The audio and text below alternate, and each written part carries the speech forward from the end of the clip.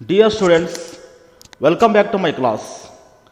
ಹಾಗಾದರೆ ಕಳೆದ ಕ್ಲಾಸಲ್ಲಿ ನಾವೇನಪ್ಪ ಅಂದರೆ ಸಿಂಪಲ್ ಫ್ಯೂಚರ್ ಟೆನ್ಸ್ ಅಂದರೆ ಏನು, ಅದನ್ನು ಹೇಗೆ ಬಳಸಬೇಕು, ಯಾವಾಗ ಬಳಸಬೇಕು ಮತ್ತು ಆ ಟೆನ್ಸಿನ ಒಂದು ಸೆಂಟೆನ್ಸ್ ಸ್ಟ್ರಕ್ಚರ್ ಹೇಗಿದೆ ಅನ್ನೋದನ್ನು ನಾವು ಕಳೆದ ಕ್ಲಾಸಲ್ಲಿ ನೋಡಿದ್ವಿ.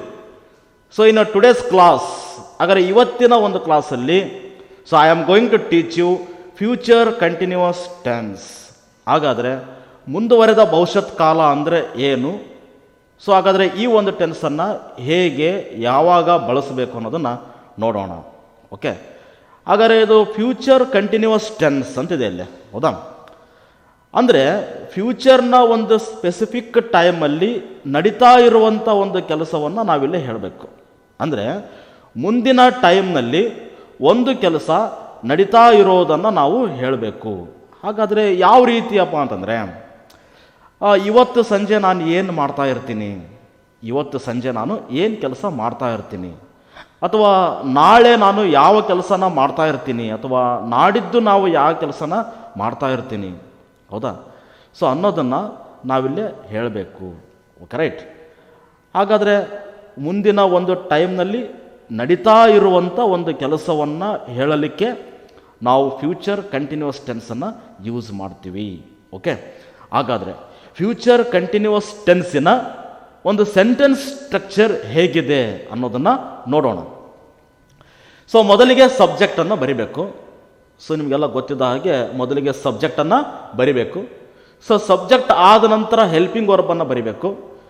ಹೆಲ್ಪಿಂಗ್ ವರ್ಬ್ ಆದ ನಂತರ V1 ING ಫಾರ್ಮನ್ನು ಬರಿಬೇಕು. Because of it is continuous tense, ಹೌದಾ? ಕಂಟಿನ್ಯೂಯಸ್ ಟೆನ್ಸಲ್ಲಿ ಯಾವಾಗಲೂ V1 INGನೇ ಬರುತ್ತೆ, ಹೌದಾ?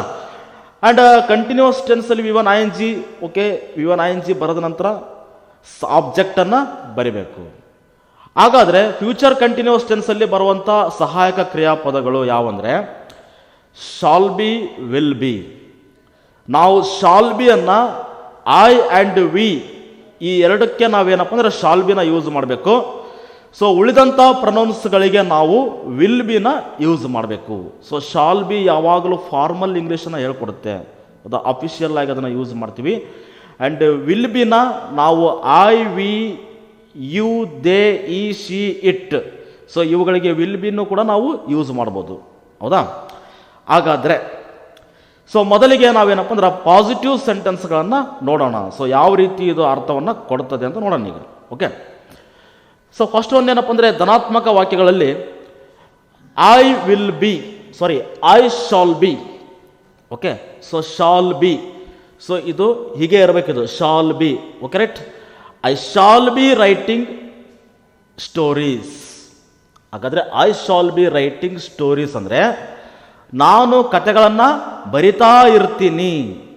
ನೋಡ್ರಿ, ನಾನು ಕತೆಗಳನ್ನು ಬರಿತಾ ಇರ್ತೀನಿ ಅಂತ ಅರ್ಥ ಕೊಡುತ್ತೆ. ಹಾಗಾದರೆ I shall be writing stories in the afternoon. In the afternoon ಅಂತಂದರೆ ನಾನು ಮಧ್ಯಾಹ್ನದ ಹೊತ್ತಿನಲ್ಲಿ ಅಥವಾ ಮಧ್ಯಾಹ್ನ ಕತೆಗಳನ್ನು ಬರಿತಾ ಇರ್ತೀನಿ. I shall be writing stories at 8 today. ಹಾಗಾದರೆ ಇವತ್ತು 8 ಗಂಟೆಗೆ ನಾನು ಕತೆಗಳನ್ನು ಬರಿತಾ ಇರ್ತೀನಿ, ಹೌದಾ? I shall be writing stories in the evening. ಹಾಗಾದರೆ ಇವತ್ತು ಸಾಯಂಕಾಲ ನಾನು ಕತೆಗಳನ್ನು ಬರಿತಾ ಇರ್ತೀನಿ. ಹಾಗಾದ್ರೆ ಇದೇನು ತೋರಿಸ್ಕೊಡ್ತೇಳ್ರಿ, ಇದು ಮುಂದಿನ ಒಂದು ಅವಧಿಯಲ್ಲಿ ನಡೀತಾ ಇರುವಂಥ ಕೆಲಸವನ್ನು ನಾವಿಲ್ಲೇ ಹೇಳ್ತಾ ಇದ್ದೀವಿ. That is what future continuous tense. Okay, and then we shall be writing stories.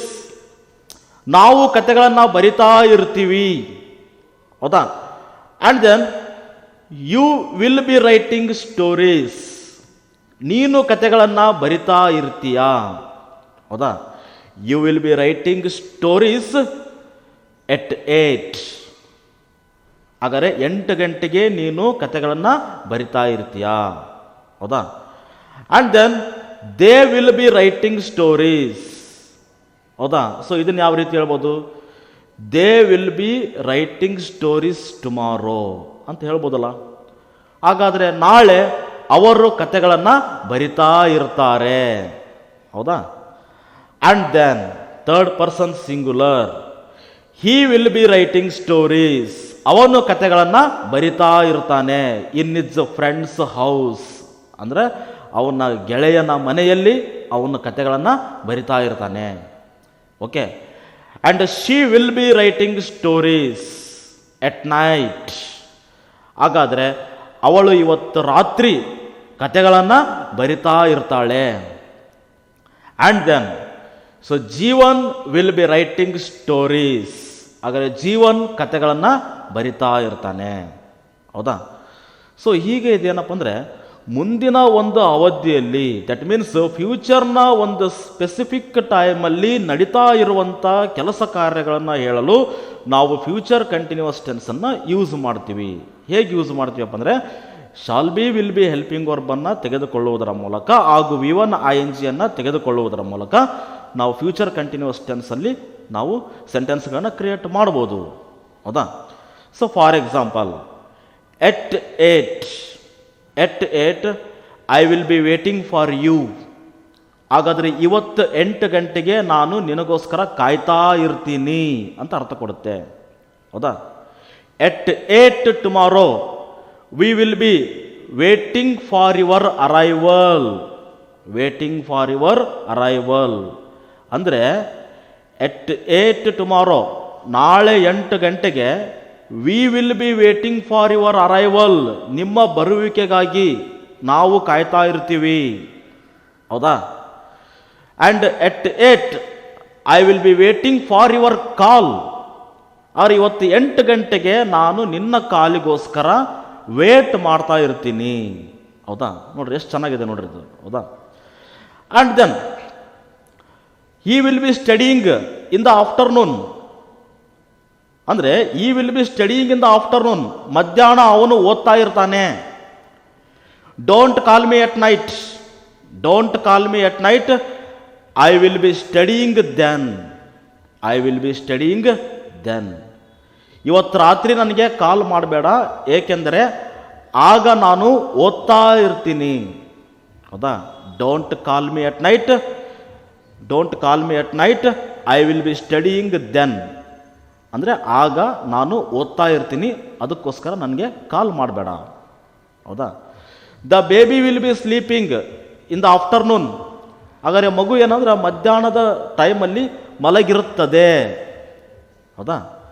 So ಹೀಗೆ ನಾವು ಫ್ಯೂಚರ್ ಕಂಟಿನ್ಯೂಸ್ ಟೆನ್ಸನ್ನು ಯೂಸ್ ಮಾಡಬೇಕು. ಹೌದಾ? ರೈಟ್.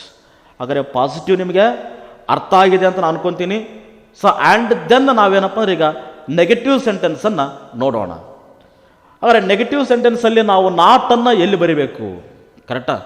ಇಲ್ಲೇ ಶಾಲ್ ಬಿ ಅಂತಿದೆ, ಹಾಗಾದರೆ ಐ ಶಾಲ್ ಬಿ ನಾಟ್ ಅಂತ ಬರಿಬಾರ್ದು, ಐ ಶಾಲ್ ಬಿ ನಾಟ್ ಅಂತ ಬರಿಬಾರ್ದು.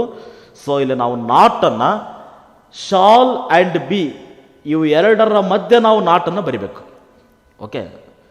ಹಾಗಾದರೆ I shawl not B, okay right, I shawl not be writing stories, ನಾನು ಕತೆಗಳನ್ನು ಬರಿತಾ ಇರಲ್ಲ. ಹೌದಾ? ನಾನು ಕತೆಗಳನ್ನು ಬರಿತಾ ಇರಲ್ಲ. ಎಟ್ ನೈಟ್ ಅಂತ ನಾವು ಹಾಕ್ಬೋದು. ಇವತ್ತು ರಾತ್ರಿ ನಾನು ಕತೆಗಳನ್ನು ಬರಿತಾ ಇರಲ್ಲ ಅಂತ ಅರ್ಥ ಕೊಡುತ್ತೆ.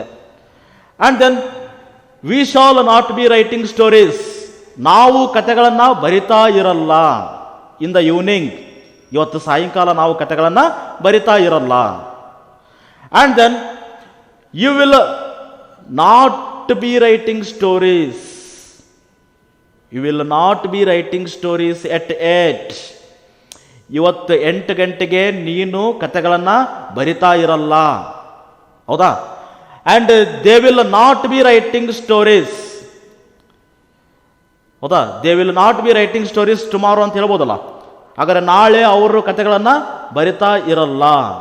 ಹೌದಾ?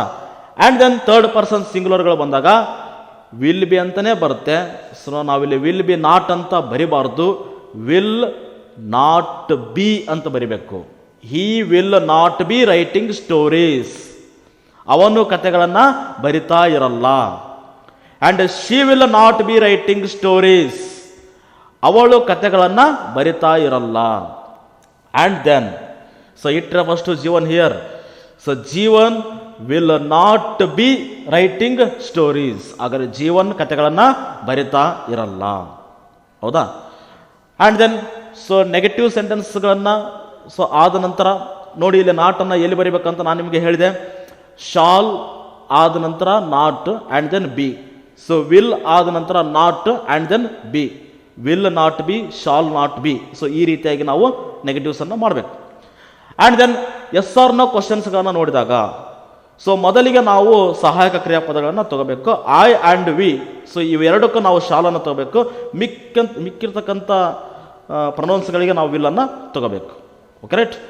ಹಾಗಾದರೆ ಶಾಲ್ ಐ ಬಿ ಅಂತ ತಗೋಬೇಕಿಲ್ಲ. ಓಕೆ, ಶಾಲ್ ಬಿ ಐ ಅಂತ ತಗೋಬಾರ್ದು. Right? Shawl I be writing stories. ಹಾಗಾದರೆ ನಾನು ಕತೆಗಳನ್ನು ಬರಿತಾ ಇರ್ತೀನಾ? ಓಕೆ, ನಾನು ಕತೆಗಳನ್ನು ಬರಿತಾ ಇರ್ತೀನಾ? And shall we be writing stories. Shall we be writing stories. ನಾವು ಕತೆಗಳನ್ನು ಬರಿತಾ ಇರ್ತೀವ? And will you be writing stories. ನೀನು ಕತೆಗಳನ್ನು ಬರಿತಾ ಇರ್ತೀಯಾ? ಹೌದಾ? ಎಟ್ ನೈಟ್, ಇವತ್ತು ರಾತ್ರಿ ನೀನು ಕತೆಗಳನ್ನು ಬರಿತಾ ಇರ್ತೀಯಾ? And then will they be writing stories. ಅಂದರೆ ಅವರು ಕತೆಗಳನ್ನು ಬರಿತಾ ಇರ್ತಾರ? And then so will he be writing stories. ಅವನು ಕತೆಗಳನ್ನು ಬರಿತಾ ಇರ್ತಾನ? And will she be writing stories. ಅವಳು ಕತೆಗಳನ್ನು ಬರಿತಾ ಇರ್ತಾಳ? And then will Jeevan be writing stories. ಹಾಗಾದರೆ ಜೀವನ್ ಕತೆಗಳನ್ನು ಬರಿತಾ ಇರ್ತಾನ ಅಂತ ಆಗುತ್ತೆ. ಹೌದಾ? ಸೊ ಇದೇನಪ್ಪ, ಎಸ್ ಆರ್ ನೋ. ಸೊ ಬರಿತಾ ಇರ್ತಾನ, ಬರಿತಾ ಇರ್ತಾಳ ಅಂತ ಇಲ್ಲಿ ಮೀನಿಂಗನ್ನು ಕೊಡುತ್ತೆ. ಆ್ಯಂಡ್ ದೆನ್ ಇದಕ್ಕಿಂತ ಮುಂಚೆ ಅಂದರೆ ಎಲ್ಪಿಂಗ್ ವರ್ಬ್ಗಳಿಗಿಂತ ಮುಂಚೆ ನಾವೇನಾದರೂ ಸುಟೇಬಲ್ WH ವರ್ಡನ್ನು ಹಾಕಿದರೆ ಏನಾಗುತ್ತಿದ್ದು? WH ಕ್ವಶನ್ ಆಗುತ್ತೆ. ಹೌದಾ? ಸೊ ಅದರಲ್ಲಿ ಏನು ತೊಗೊಳೋಣ ಈಗ? When shall I be writing stories. When ಅಂದರೆ ಏನು? ಯಾವಾಗ. When shall I be writing stories. ನಾನು ಯಾವಾಗ ಕತೆಗಳನ್ನು ಬರಿತಾ ಇರ್ತೀನಿ. ಹೌದಾ? And when shall we be writing stories. ನಾವು ಕತೆಗಳನ್ನು ಯಾವಾಗ ಬರಿತಾ ಇರ್ತೀವಿ. ಹೌದಾ? And why will you be writing stories. ನೀನು ಕತೆಗಳನ್ನು ಏಕೆ ಬರಿತಾ ಇರ್ತೀಯ. ಹೌದಾ? ವೈ ಅಂದರೆ ಏಕೆ. ನೀನು ಕತೆಗಳನ್ನು ಏಕೆ ಬರಿತಾ ಇರ್ತೀಯ. And then when will they be writing stories. ಅವರು ಕತೆಗಳನ್ನು ಯಾವಾಗ ಬರಿತಾ ಇರ್ತಾರೆ. And then when will he be writing stories. ಅವನು ಕತೆಗಳನ್ನು ಯಾವಾಗ ಬರಿತಾ ಇರ್ತಾನೆ. And when will she be writing stories. ಅವಳು ಕತೆಗಳನ್ನು ಯಾವಾಗ ಬರಿತಾ ಇರ್ತಾಳೆ. And then when will Jeevan be writing stories. ಹಾಗಾದರೆ ಜೀವನ್ ಕತೆಗಳನ್ನು ಯಾವಾಗ ಬರಿತಾ ಇರ್ತಾನೆ. ಸೊ ಹೀಗೆ ನಾವು WH ಕ್ವಶನ್ಸನ್ನು ಮಾಡ್ಬೋದು. ಹಾಗಾದರೆ ಡಿಯರ್ ಸ್ಟೂಡೆಂಟ್ಸ್, ಇವತ್ತಿನ ಕ್ಲಾಸಲ್ಲಿ ನಾವು ಫ್ಯೂಚರ್ ಕಂಟಿನ್ಯೂವಸ್ ಟೆನ್ಸ್ ಅಂದರೆ ಏನು, ಹಾಗೂ ಈ ಒಂದು ಟೆನ್ಸನ್ನು ಹೇಗೆ ಯಾವಾಗ ಬಳಸಬೇಕಂತ ನಾವು ನೋಡಿದ್ವಿ. ಆ್ಯಂಡ್ ದೆನ್ ಈ ಒಂದು ಟೆನ್ಸಲ್ಲಿ ಬರ್ತಕ್ಕಂಥ ಸಹಾಯಕ ಕ್ರಿಯಾಪದಗಳು ಯಾವುವು. ಹೌದಾ? ಸೊ ಹೀಗೆ ನಾವೇನಪ್ಪ ಅಂದ್ರೆ ಫ್ಯೂಚರ್ ಕಂಟಿನ್ಯೂವಸ್ ಟೆನ್ಸನ್ನು ನಾವಿಲ್ಲಿ ಸಾಕಷ್ಟು ಸೆಂಟೆನ್ಸ್ಗಳನ್ನು ನಾವಿಲ್ಲಿ ಕ್ರಿಯೇಟ್ ಮಾಡ್ಬೋದು. Okay right? ಹಾಗಾದರೆ ನೆಕ್ಸ್ಟ್ ಕ್ಲಾಸಲ್ಲಿ ನಾನು ನಿಮ್ಗೆ ಏನಪ್ಪ ಅಂದರೆ ಸೊ ಫ್ಯೂಚರ್ ಪರ್ಫೆಕ್ಟ್ ಟೆನ್ಸ್ ಬಗ್ಗೆ ನಾನು ನಿಮಗೆ ಟೀಚ್ ಮಾಡ್ತೀನಿ. Okay right? Thank you.